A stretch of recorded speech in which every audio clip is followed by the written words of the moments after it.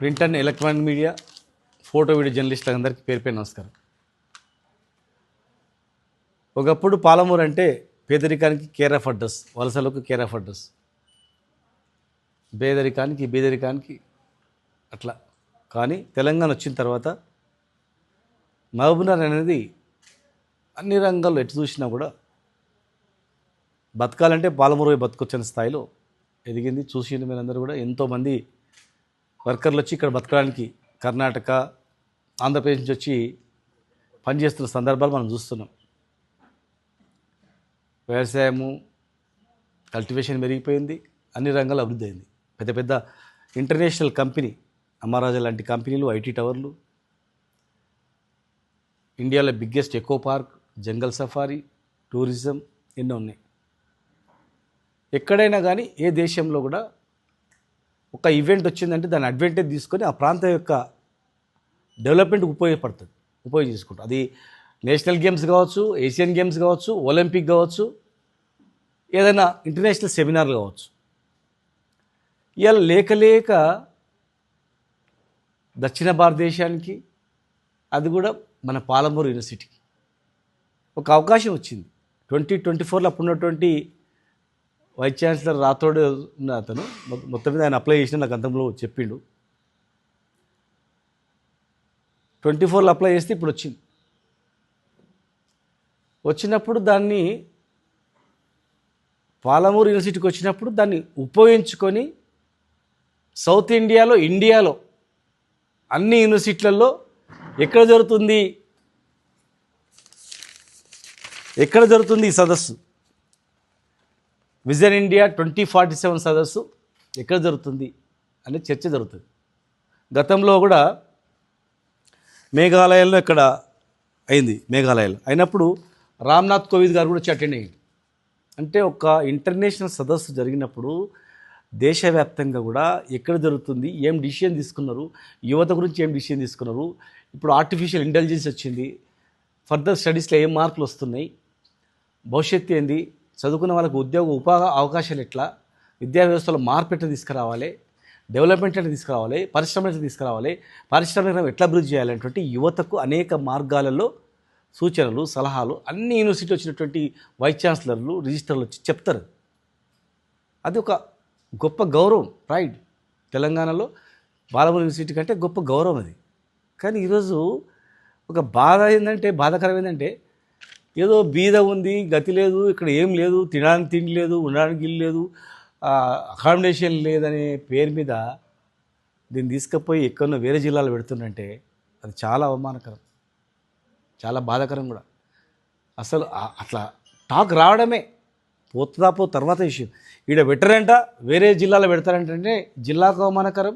అది కూడా ఈ జిల్లా ముఖ్యమంత్రి గారి జిల్లా. మరి ఇక్కడ ఇంకా ఎడ్యుకేషన్ హబ్గా తయారు చేస్తాము, ఇంకా చాలా చేస్తాము అనేటువంటి గొప్ప గొప్ప ప్రణాళికలు చెప్తా ఉన్నారు. మరి ఈ మూమెంట్లో పాలమూరు యూనివర్సిటీ నుంచి అట్లీస్ట్ ఈ చిన్న సదస్సునే వీళ్ళు చేయలేకపోయినారంటే రేపు ఏ ఈవెంట్ ఎప్పుడు వస్తుంది ఫ్యూచర్లో? ఫ్యూచర్లో ఎవరైనా పాలమూరు యూనివర్సిటీకి ఇది అలాట్ చేద్దామంటే, అరే గతంలో మనం 2026 అక్కడ కండక్ట్ చేస్తే వాళ్ళు అక్కడ ఏం లేదని చెప్పి మళ్ళీ దూరం పంపించారు అని చెప్పి చెడ్డ పేరు రాదా? ఆలోచన చేయండి. విచిత్రంగా ఏంటంటే పాలమూరు యూనివర్సిటీ వీసీకి ఉన్న పరిధి ఏంది? వీసీ ఏమైనా సొంతం సామ్రాజ్యం కాదు కదా. వీసీని ఎవరు అపాయింట్ చేస్తారు? గవర్నమెంట్ అపాయింట్ చేస్తుంది. వీసీ పైన హైయర్ ఎడ్యుకేషన్ ఉంటుంది, ఎడ్యుకేషన్ సెక్రటరీ ఉంటాడు, రూసా డైరెక్టర్ ఉంటాడు, చీఫ్ సెక్రటరీ ఉంటాడు, ఎడ్యుకేషన్ మంత్రి ఉంటాడు, ఒక టీం ఉంటుంది కదా. అపాయింట్ చేసేదే గవర్నమెంట్ డైరెక్షన్ ఇవ్వాలి, ఇట్లా చేయండి అని. గవర్నమెంట్ ఇచ్చిన డైరెక్షన్ని ఫాలో అవుతారు. ఒకవేళ రాంగ్ రూట్లో పోతే అకామిడేషన్ ఎవరు ఇస్తారు? టూరిజం మినిస్టరే ఈ జిల్లా కదా. టూరిజం హోటల్స్ బొచ్చడని ఉన్నాయి. దృష్టి పెట్టుకొని ఇది ప్రతి ఒక్క మహబూబ్నగర్ జిల్లా బిడ్డ వినాలి దయచేసి. ఈ మహబూబ్నగర్లో ఫ్యూచర్లో పెద్ద పెద్ద ఇండస్ట్రీస్ తెస్తున్నాం, ఎయిర్పోర్ట్ కూడా రాబోతోంది. ఇక్కడ అకామిడేషన్ ఏముందని గతంలో మెడికల్ హబ్ గురించి నేను దాదాపు 35 దేశాలతో ఇక్కడ ఉన్నటువంటి లోకల్ డాక్టర్తో కాన్ఫరెన్స్ పెట్టినప్పుడు కాన్ఫరెన్స్లో లండన్ నుంచి కొన్ని డాక్టర్లు అడిగారు, మేము దుబాయ్ నుంచి కొంతమంది అడిగారు, మేము ఒకవేళ ఎయిర్పోర్ట్లో దిగి మామ్నార్లో ప్రైవేట్ డాక్టర్స్ కూడా ఎడ్యుకేటెడ్ బాగా హైలీ క్వాలిఫైడ్ డాక్టర్స్ ఉన్నారన్నారు కదా, మరి ఇక్కడ ఆపరేషన్ చేసుకోవడానికి వస్తే ప్రైవేట్ హాస్పిటల్స్లో ఇక్కడ ఏమన్నా అకామిడేషన్ ఉంది అన్నారు. అప్పుడు ఇమ్మీడియట్గా 15 రోజులలో బస్టాండ్ ముందర ఉన్నటువంటి టూరిజం ప్లాజా దాదాపు 350 రూమ్లు అవన్నీ, ప్లస్ 2 పెద్ద కాన్ఫరెన్స్లు 1000 కెపాసిటీ ప్లస్ 1500 కెపాసిటీ పెద్ద 2 కాన్ఫరెన్స్లు, 350 రూమ్లు, దానిలో ఎంటర్టైన్మెంట్, స్పోర్ట్స్ క్లబ్ అన్నీ ఉన్నాయన్నమాట. దాన్ని దృష్టిలో పెట్టుకొని అది చేయడం జరిగింది. మన్నెంకొండ దగ్గర టూరిజం హోటల్ 2 స్లాబ్ వేసింది కూడా దాన్ని దృష్టిలో పెట్టుకుని అట్లా 100 రూమ్లు, ఇక్కడ 350 రూమ్లు, అక్కడ 100 రూమ్లు, పత్తెపురం మైసమ్మ అమ్మవారి దగ్గర కూడా అక్కడ 100 రూమ్లతో ఒక హోటలు, మన్నెంకొండ పైన దేవుని దగ్గర 100 రూమ్లు, 100 రూమ్లలో 18 రూమ్లు కంప్లీట్ అయినాయి. మన్నెంకొండ దగ్గర 2 స్లాబ్లు పడ్డాయి. ఇక్కడ సెల్లార్ అయిపోయింది, ఫస్ట్ ఫ్లోర్ బస్ స్టాండ్ ముందర. పత్తెపురం మైసమ్మ దగ్గర ఫైనాన్స్ సెక్రటరీ దగ్గర పెండింగ్లో ఉంది ఫైల్. అది అంటే ఇంటర్నేషనల్ సెమినార్ అయినా ఇక్కడనే ఆ లెవెల్లో రూమ్లు కూడా ఒక 600-700 రూమ్లు కూడా గవర్నమెంట్ సంబంధించినట్టు. టూరిజం హోటల్ అంటే గవర్నమెంట్ సంబంధించినటువంటిది. అట్లా మేము ప్లాన్ చేసినాం. టూరిజం మినిస్టర్ ఇక్కడే ఉన్నాడు. 5 నెలల్లో కంప్లీట్ అవుతాయి ఇవన్నీ, జస్ట్ 5 మినిట్స్లో కంప్లీట్ అవుతుంది. అర్ధాంతరంగా ఆగిపోయిన పనులు ఇవన్నీ కూడా. ఈ ఏప్రిల్లో వచ్చింది సెమినార్ ప్రపోజల్, శాంక్షన్ అయిందని.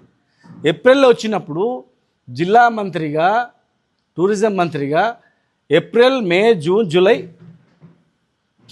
4 నెలలు, 4 నెలల్లో గోడలు కట్టి ప్లాస్టింగ్ చేసడమే అంతే. 500 మందికి ఇక్కడనే అవకాశం కలిగించవచ్చు. లేదు, హాస్పిటల్ కట్టి ఉంది రెడీగా, ఒక ప్రైవేట్ ఈవెంట్ అని చెప్పి రూమ్స్ అన్నీ క్లీన్ చెప్పి ఏసీలు ఫిట్ చేయించి టెంపరీగా వచ్చిన వాళ్ళకి అకామిడేషన్ అంటే కూడా అందరికీ ఇవ్వచ్చు. హాస్పిటల్ ఓపెన్ అయ్యే లోపల ప్లాస్టింగ్ అయింది, అంతా ఫిట్ అయి ఉన్నాయి, అది ఇవ్వచ్చు. లేదు,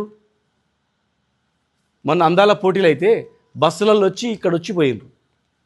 అందాల భామలు ప్రపంచవ్యాప్తంగా ఉన్నటువంటి అందాల భామలు మహమ్నార్కి వచ్చి పిల్లల మేరకు వచ్చి పోవచ్చు. హైదరాబాద్ నుంచి యూనివర్సిటీకి రావడానికి ఎంత దూరం ఉందండి? గంటనే 1 అవర్. ఎయిర్పోర్ట్లో నోవోటెల్ హోటల్ ఉంది, మ్యారియట్ హోటల్ ఉంది, ఇంకో హోటల్ ఉంది. గంటలో రావచ్చు. ఈడ 9 గంటలకు సదస్సు, 6 గంటలకు ఎక్కితే 7 గంటలకు రావచ్చు. ఏం సాకులు ఇవి?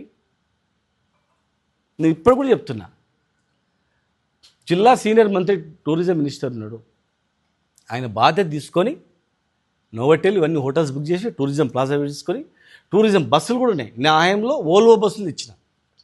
ఓల్వో ఇండియాలో ఎక్కడ లేవు అవి. ఓల్వో హైటెక్ బస్సులు తెచ్చినాం. టూరిజం ఓన్ బస్సెస్ ఉన్నాయి, ఓన్ బస్సెస్, ఓన్ అకామిడేషన్స్ ఉన్నాయి. లేదంటే కూడా బస్ అక్కడ పెట్టి తీసుకురావచ్చు.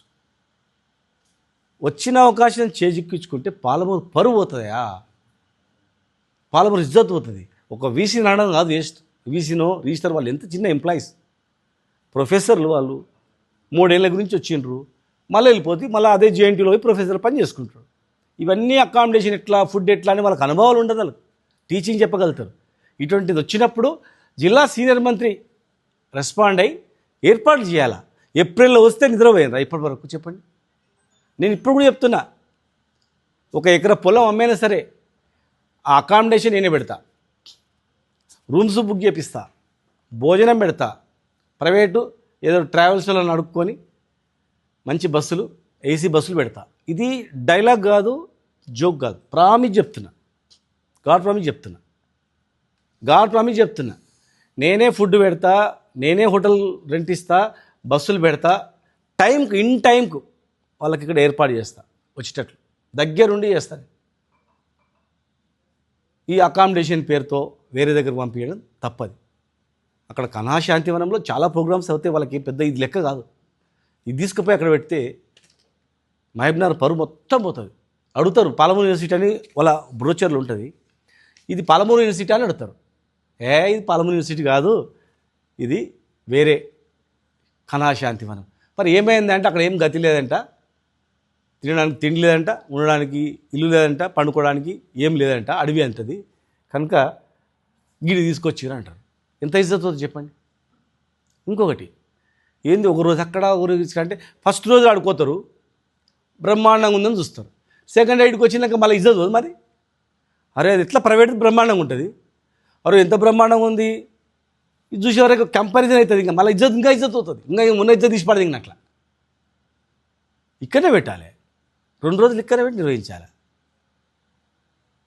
బిర్యానీ తిని పప్పనం తిన్నట్లు ఉంటుంది. అవి ఎట్లా బ్రహ్మాండంగా ఉంటాయి అన్ని ప్రైవేట్ వాళ్ళది కనుక అద్భుతంగా ఉంటుంది. ఇది ప్రభుత్వంది. వచ్చిన యూనివర్సిటీలు ప్రొఫెసర్లు వాళ్ళంతా ఏమైనా ఎంజాయ్ చేయడానికి వస్తారా? రోజు పెద్ద పెద్ద ఏసీలలో ఉంటారు వాళ్ళు. పాపం ఎట్లయినా అడ్జస్ట్ అవుతారు ప్రొఫెసర్లు, వైస్ ఛాన్సలర్ అంటే ఎవరండి? ప్రొఫెసరే. ఒక ప్రొఫెసరు ఆ వైస్ ఛాన్సలర్ అవుతాడు, 3 ఏళ్ళ తర్వాత మళ్ళీ ఆయన చదువు అని చెప్పుకుంటాడు ప్రొఫెసర్గా. రాజకీయ నాయకులు ఎవరైనా ఫోజు కొడతారేమో, ప్రొఫెసర్లు ఏం ఫోజు కొట్టరు అట్లా. కనుక ఒక వీసీనో ఒక రిజిస్టార్నో నిందేయడం, వాళ్ళ మీద దొబ్బి మీరేమో డిసిషన్ తీసుకుంటారు. వాళ్ళ పైన 5 మంది అధికారులు ఉంటారు. RUSA director, education secretary, higher education secretary, principal secretary, chief secretary, education minister ముఖ్యమంత్రి గారి దగ్గర ఉంది. మరి ఆయన ఒకవేళ బిజీ ఉంటాడు అనుకో, పాలమూరు జిల్లా సీనియర్ మంత్రి అయినటువంటి కన్సల్ట్ ఏ కారణం చేతనైతే ఇక్కడ నుంచి పోతుంది, పంపిస్తున్నాము, ఇక్కడ లేదనరో ఆ శాఖకు అకామిడేషన్ ఇచ్చేటువంటి మంత్రి మన దగ్గర ఉన్నారు. నేను ఒక డిమాండ్ చేస్తూ ఉన్నా, భవిష్యత్తులో కూడా ఏంటి వస్తాయి, ఇక్కడనే పెట్టాలి, అన్ని మీద నేను చూసుకుంటా. ఈ సదస్సు వరకు భోజనాలు, ఫుడ్ మొత్తం టోటల్ కూడా ఇక్కడ కూడా మా వాళ్ళందరూ చాలామంది అన్ని పార్టీల వాళ్ళు నాయకులు ఉన్నారు. అన్ని పార్టీకి సంబంధించినటువంటి అనుబంధం ఉన్నటువంటి వాళ్ళు, డాక్టర్లు, తర్వాత ఇంజనీర్లు, తర్వాత అడ్వకేట్లు, వాళ్ళ ఇళ్ళల్లో కూడా ఇక్కడ మిగతా కూడా అకామిడేషన్ ఇక్కడ సిద్ధంగా ఉన్నారు. కొంతమంది అక్కడ ఈడ ఉంటామంటే కూడా. కానీ అకామిడేషన్ పేరు మీద పంపిస్తే మాత్రం తప్పు. దీని ఒక రాజకీయ కోణంలో అట్లా మాట్లాడాలంటే చాలా మాట్లాడగలుగుతాం, కానీ వద్దు. దీన్ని ఎట్టి పరిస్థితులలో రేపే జూపల్లి కృష్ణారావు టూరిజం మినిస్టర్ గారు ఇక్కడ వచ్చి హెడ్ క్వార్టర్ కూర్చొని యూనివర్సిటీకి వెళ్ళి నాదే బాధ్యత అని తీసుకుంటారు, తీసుకోమని. లేదు అంటే రేపు సాయంత్రం నాకు అప్పచెప్పండి, టోటల్గా నేను చేస్తా. ఇప్పుడు చెప్పినా కదా, ఏదో అమ్మేనే చేస్తా, అప్పు తెచ్చనే చేస్తా, అమ్మనే చేస్తా, ఏం ప్రాబ్లం లేదు. దేవుడు ఇచ్చిన కాడ గురించి చేస్తే ఏదైనా చేస్తా. కానీ పాలమూరు పరువు గురించి ఏమైనా చేస్తా. పాలమూరు పరువు గురించి ఆడ వచ్చి ఏమైనా పని చేయమంటే కూడా చేస్తా యూనివర్సిటీలో. కానీ పాలమూరు పరువు తీయొద్దండి దయచేసి. పాలమూరు ప్రతిష్టను పెంచడానికే మెడికల్ కాలేజీలు, ఐటీ హబ్బు, మయూరు పార్కు, జంగల్ సఫారీ, రూప్వే ఎన్నో అద్భుతమైనవి చేసినాం. ఎయిర్పోర్ట్ కూడా తెచ్చింటివి, ఎయిర్పోర్ట్ బాయ్. బుల్లెట్ ట్రైన్ కూడా ఇట్లకించి పోవాలి, ఇట్లకించి బుల్లెట్ ట్రైన్ పోవాలి. యాక్చువల్గా బెంగళూరుకి ఎవడవుతాయండి, అమరాబాద్ నుంచి ఎవడవుతాడు, దానికాడ నుంచి ఎవడవుతాడు. అక్కడనేమో లైన్ పోవాలి, వాటర్ మన రైల్వే లైన్ ఉండాలి అక్కడ. ఫ్యూచర్ సిటీ నుంచి అమరాబాద్ నుంచి అన్ని స్టేజ్లు, అచ్చంపేట అన్ని ఆగుకుంటా ఇక్కడ ఎట్లుందో అక్కడనేమో టోటల్గా లింకప్లో రైల్వే లైన్ ఉంటే ఉపయోగపడుతుంది. సేమ్ ఇట్లకించి బుల్లెట్ ట్రైన్ ఉంటే ఉపయోగపడుతుంది. ఒకవేళ ముఖ్యమంత్రి గారు ఇంట్రెస్ట్ ఉన్న బుల్లెట్ ట్రైన్ పోయింది అనుకో, పోనీ అట్లీస్ట్ మన విమానాశ్రయానికి ప్రయత్నం చేయండి. వేరే అక్కడ అవకాశం లేదు, అడవులు గిడువులు ఉన్నాయి. ఇక్కడ ఎయిర్పోర్ట్ కన్నా ఎంబడి చేపియండి. మధ్యంతరంగా ఆగిపోయింది అది. ఎయిర్పోర్ట్ అథారిటీ ఇండియా కూడా ఇన్స్పెక్ట్ చేసిపోయింది, కొంచెం సైట్ ప్రాబ్లం ఉంది. ఎయిర్పోర్ట్ చేయండి. ఒకవేళ బుల్లెట్ ట్రైన్ అక్కడ మామూలు లైన్ వేసి ఇక్కడ బుల్లెట్ ట్రైన్ పెట్టండి. లేదు అక్కడనే పోతుందంటే పోని, అది కూడా మా జిల్లా, నో ప్రాబ్లం. కానీ ఇవాళ ఈ సదస్సు పోతే మాత్రం నాకు చాలా బాధ అవుతుంది. అను పాలమూరు ఇజ్జత్ తీయాలని ప్రయత్నం చేస్తే ఎవరైనా ఊరుకోము. మేము ప్రతిరోజు మహబూబ్నగర్ ప్రతిష్టను పెంచాలనే తపనతో మేము ఉన్నవాళ్ళం. ఇక్కడ వచ్చి ప్రతిష్ట పెంచాలని ఎన్నో చేసినాం. ఇప్పుడు అవన్నీ చెప్తే ఏదో రాజకీయం మీద మాట్లాడినట్టు ఉంటుంది. కనుక దయచేసి మళ్ళొకసారి చెప్తున్నా, 100% చేస్తే ఇక్కడనే చేయాలా. ఓన్లీ వీసీ మీద రిజిస్టర్ మీద వేస్తే కాదు. అది జిల్లా మంత్రి వచ్చి కూర్చొని, సీనియర్ మంత్రి అయినా వచ్చి కూర్చొని బాధ్యత తీసుకోవాలి. లేదనుకుంటే నా వల్ల కష్టం అవుతుంది, శ్రీనివాస్ గౌడ్ నేను చెప్పిండు కదా మరి చేయమని అంటే 100% చేస్తా, 100% చేస్తా. పెద్ద మనుషులు ఒక 10 మంది కూడా అడుక్కుంటే ఇస్తే, లేదనుకుంటే నేను చేస్తా. ఈ ఒక్కడ మునగాడ అనుకుంటారు, మళ్ళీ నేను పెడతా, కానీ మళ్ళీ వేరే రకం మాట్లాడతారు. అందుకే నేను 90% పెడతా, 10% ఎవరు వస్తూ తీసుకుంటా, లేదంటే 100% కూడా నేను చేస్తా. మరి పాలమూరు మహబూబ్నగర్ రిజర్వ్ పోకుండా చేయండి అని విజ్ఞప్తి చేస్తున్నా. అది పొలిటికల్ డిసిషన్. ఇది this is not official decision, purely political decision. Political decision తీసుకోవాలి. ఏది అయినా పొలిటికల్ అంటే గవర్నమెంట్, పొలిటికల్ కూడా కాదు, గవర్నమెంట్ డిసిషన్. గవర్నమెంట్ అంటే మినిస్టర్ అనుకుంటే ప్రభుత్వం అంటే మంత్రి డైరెక్షన్ ఇవ్వాలి. వైస్ ఛాన్సలర్ ఇంటలేడు, రిజిస్ట్రార్ ఇంటలేడు, జోక్ లాగా ఇది.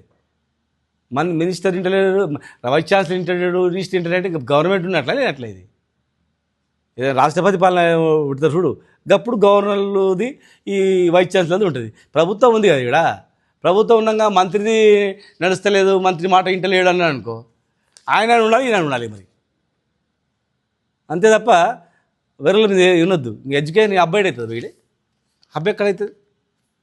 హబ్బు కాదు పబ్బు అవుతుంది. దయచేసి ఇది విరమించుకోవాలని చెప్పి విజ్ఞప్తి చేస్తున్నాను. రెండవ అంశం, వాటర్ ఫుల్ ఆల్మట్టి నుంచి విడుదల చేసిండ్రు, నారాయణపూర్ నుంచి విడుదల చేసిండ్రు, ఇటు భీమా నుంచి నీళ్ళు వస్తూ ఉన్నాయి. రేపటి లోపల 9 TMC నీళ్ళు, 1,20,000 క్యూసెక్ల వాటర్ ఆల్మట్టి నుంచి విడుదల చేసిండ్రు, 60,000 క్యూసెక్ల వాటర్ భీమా నుంచి విడుదల చేసిండ్రు. ఇప్పుడు ఆ రెండు కలిపి దాదాపు 10 TMCలు పై వరకు రేపు ఈవినింగ్ ఎల్లుండి వరకు వస్తాయి. దాన్ని వెంటనే జూరాల కింద ఉన్నటువంటి అన్ని పంపులు, శ్రీశైలం బ్యాక్ వాటర్ కింద అన్ని పంపులు దయచేసి అధికారులు టోటల్గా అన్నీ ఆన్ చేయాలి. 24 hours ఆన్ చేయాలి. నీళ్ళు ఉన్నంత వరకు ఆన్ చేయాలి, నిన్నేంత వరకు ఆన్ చేయాలి దయచేసి. నిన్న ఒక అధికార పార్టీ సంబంధించిన ఒక ఎమ్మెల్యే కన్సల్ట్ ఇరిగేషన్ మంత్రి గారిని కలిస్తే, ఇది క్యాబినెట్లో డిసిషన్ తీసుకోవాలి అని చెప్పి సమానం చెప్పి వెళ్ళిపోయాడు. ఒక ఇంజనీర్, ఈఎన్సీ స్థాయి ఇంజనీర్ కూడా, లేదు sir only drinking water purpose మాత్రమే వాడతాము, క్యాబినెట్ డిసిషన్ తీసుకున్నారు, ఇవి ఇరిగేషన్కి మేము ఇప్పుడే ఓపెన్ చేయమని అధికారులు చెప్పినట్టు. అధికారులకు చెప్తున్నాం దయచేసి ఉట్టిగా పిచ్చిగా మాట్లాడకండి దయచేసి. చాలా ఇంజనీర్లు, ఇరిగేషన్ ఇంజనీర్లు అంటే చాలా మంచి పేరుంది, రిటైర్డ్ అయినా కష్టపడి పనిచేసిన ఇంజనీర్ల పేరుంది. అది ఒకరిద్దరి వల్ల మొత్తం మళ్ళీ దేకండి. ఇమీడియట్గా అన్నీ ఆన్ చేయొచ్చు, చేయండి. నీళ్ళు మొత్తం పోయి శ్రీశైలం కలిసి అక్కడ పోతిరెడ్డిపాడు, ఆంధ్రనివా నింపుకుంటే మనం గుడ్ల పక్కన చూడాలా? తెలంగాణ ప్రయోజనాల గురించి ఉన్నారా, లేకపోతే ఆంధ్ర ప్రయోజనాల గురించి ఉన్నారా? చెప్పండి. ఈ ప్రభుత్వం ఉన్నది కానీ మీరు కానీ ఎందుకు గురించి ఉన్నట్లా? ఇలా జూరాలో అన్ని పంపులు ఆన్ చేస్తే కూడా ఒక 1 TMC కూడా లిఫ్ట్ చేయలేము. 0.75 TMC మాత్రం లిఫ్ట్ చేయగలుగుతాం. కనుక జూరాల కింద ఉన్నటువంటి అన్ని పంపులు ఆన్ చేయండి. కుడి ఎడమ కాలం నుంచి మొదలుకుంటే అన్ని పంపులు ఆన్ చేయండి. ప్రజలు కూడా అప్రమత్తంగా ఉండాలి, అన్ని ఆన్ అయినవా లేదనేది. రెండోది, కేలై కింద అక్కడ ఒకటే పంపు ఉంది ఎల్లూరు దగ్గర, అది ఇంత 0.25 TMCలు లిఫ్ట్ అవుతుంది. నువ్వు ఆన్ చేస్తే కూడా నువ్వు ఇక్కడ ఇన్ని TMCలు పోతుంది, ఎన్ని రోజులు ఉంటుందో తెలియదు, అది ఆన్ చేయండి. తర్వాత పాలమూరు రంగారెడ్డి జిల్లా ప్రాజెక్టు కింద కూడా నార్లపూర్ దగ్గర 4 పంపులు ఉన్నాయి. ఆడ మనము నార్లపూర్ మాత్రమే ఫుల్ చేసుకోగలుగుతాం. కనుక 1-2 పంపులు రెడీ ఉన్నాయి. 2 పంపులు కూడా తొందరగా ఆన్ చేసి Narlapur total full tank level reserve పెట్టుకున్నట్లయితే, ఏలూరు దగ్గర కూడా రిజర్వ్ పెట్టుకున్నట్లయితే, ఫుల్ చేసినట్లయితే మనకు గండకాలంలో నీళ్ళ ప్రాబ్లం రాదు. ఏ నీళ్ళున్నా కానీ ఏదైనా గిల్లున్నా కానీ యాద వచ్చినా కూడా మనకు ఇది నీళ్ళు వచ్చినప్పుడు నింపి పెట్టుకుంటే ఇది అవుతుంది. ఇన్ ఫ్యూచర్లో కూడా 60 TMC రిజర్వాయర్లు మనం ఎందుకు గట్టి పెట్టుకున్నామంటే, ఇక్కడ వర్షాలు పడలేవు. ఇప్పుడు ఇలా ఎక్కడో పడ్డే వర్షాలు, అప్పుడు మనం నింపి పెట్టుకుంటే ఈ జిల్లాలో వర్షాలు రాకపోతే కూడా 60 TMCలతో మనం 10 లక్షల ఎకరాలకు నీళ్ళు పంటలు పండించుకోవచ్చు. కేఎల్ఐ కింద 10 లక్షల ఎకరాలు అంటే 20-25 లక్షల ఎకరాల పంటలు పండించుకోవచ్చు. బోర్ల కింద 5 లక్షల ఎకరాలు పండించుకోవచ్చు. చెర్ల కింద 2 లక్షల ఎకరాలు పండించుకోవచ్చు. చెర్లు నింపుకుంటే అంటే 10, 12, 2, 5 దాదాపు మనం 25 లక్షల ఎకరాలకు వర్షాలు రాకపోయినా కూడా పంటలు పండించుకునే కెపాసిటీ పాలమూరు రంగారెడ్డి జిల్లా ప్రాజెక్టు ద్వారా ఆ రోజు నాటి ముఖ్యమంత్రి కేసీఆర్ గారు డిజైన్ చేసి చేయించడం జరిగింది. మీరు కంప్లీట్ చేస్తే ఈ ముఖ్యమంత్రి గారు చేసిండు, ఈ ప్రభుత్వం చేసింది అని చెప్తారు. కనుక దయచేసి ఎవరు కూడా బేషేజీలా పోకుండా, దీన్ని వేరే తప్పుగా అర్థం చేసుకోకుండా అన్ని పంపులు నింపేటట్టు అధికార పార్టీలు కానీ మిగతా వాళ్ళు కానీ అప్రమత్తంగా ఉండాలని చెప్పి నేను విజ్ఞప్తి చేస్తూ ఉన్నా. ఖచ్చితంగా ఒక అతిపెద్ద ప్రమాదం ఉంది, అన్ని ఎత్తులు లేపాలని చెప్పి. ఆల్మట్టి అని అవి రేపు డీటెయిల్ తెప్పిస్తున్నాం. ఆల్మట్టికి ఎంత ఎత్తు లేపాలని ప్లాన్ చేస్తున్నారు, గవర్నమెంట్ అక్కడ కాంగ్రెస్ గవర్నమెంట్ ఏం డిసిషన్ తీసుకున్నది, భీమా పైన ఏం చేస్తుంది, తర్వాత తుంగభద్ర పైన ఏం ప్లాన్ చేస్తుంది, ఏమేమి చేస్తున్నారు, ఇక్కడ నీళ్ళు రాకుండా అనేది కూడా ఫుల్ డీటెయిల్ తెచ్చుకొని అందరం సమిష్టిగా, అందరం రాజకీయాలకు అతీతంగా అందరం కలిసి దాన్ని ఆపుకోవాల్సిన అవసరం ఉంది. కనుక దాన్ని దయచేసి రెండు విడివిడిగా చేయాల్సిందిగా నేను విజ్ఞప్తి చేస్తున్నా.